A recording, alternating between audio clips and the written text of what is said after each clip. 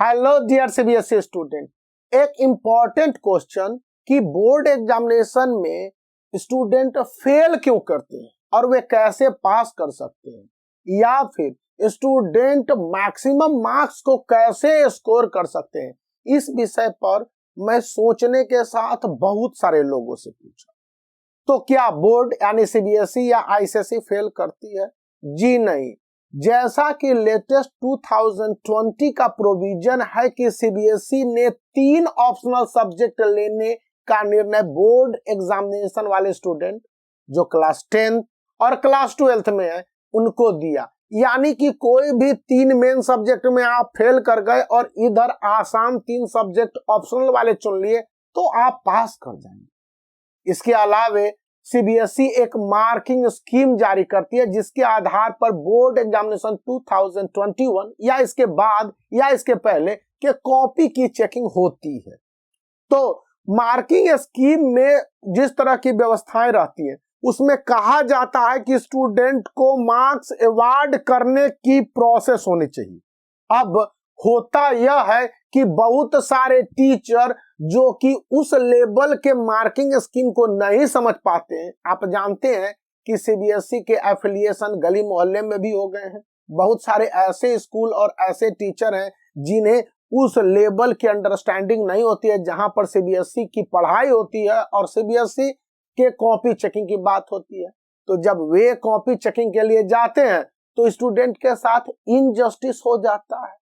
इस बात को ध्यान में रख के आप जब भी बोर्ड एग्जामिनेशन में शामिल होने जा रहे हो तो 3 बातों को याद रखें।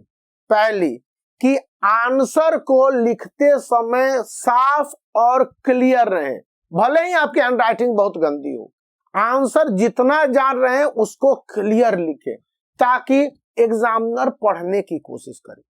दूसरी बात कि जब आप महत्वपूर्ण क्वेश्चनों के आंसर लिख रहे हो तो उसको हाईलाइट करने के लिए ऊपर के एक लाइन और नीचे के एक लाइन को छोड़ दें। 2 लाइन भी छोड़ सकते हैं ताकि एग्जामिनर को उस 50 पेज वाले आंसर बुकलेट में यह पता चले कि इसने आंसर को हाईलाइट करके लिखा है।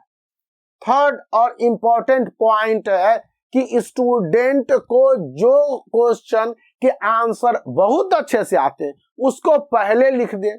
जैसे सेक्शन ए और बी है तो पहले सेक्शन बी के क्वेश्चन को अटेम्प्ट कर लीजिए, लिख दीजिए section B and question number 5, question number 7 या सेक्शन सी डी जो भी हो। तो उनमें जिन जिन क्वेश्चनों के आंसर आप लिखने के लिए बहुत अच्छी तरह से तैयार हो उनको सबसे पहले और स्पेसिफाइड ढंग से लिखें कि सेक्शन बी में यह क्वेश्चन नंबर 14 है या सेक्शन सी में यह क्वेश्चन नंबर 29 है या सेक्शन डी में यह क्वेश्चन नंबर 32 है। इससे यह होगा कि जो कॉपी चेक करने वाला एग्जामिनर होगा काफी कन्विंस्ड और आपसे इंप्रेस्ड हो जाएगा और वही इंप्रेशन आपको बोर्ड एग्जामिनेशन 2021 या इसके बाद वाले एग्जामिनेशन में सबसे ज्यादा मार्क्स दिलाएगा। क्योंकि जो भी कॉपी चेक करने वाला इवैल्यूएटर एग्जामिनर कह लीजिए वो आपके खूबसूरत चेहरे या फिर किसी तरह के क्वालिटी को नहीं जानता है।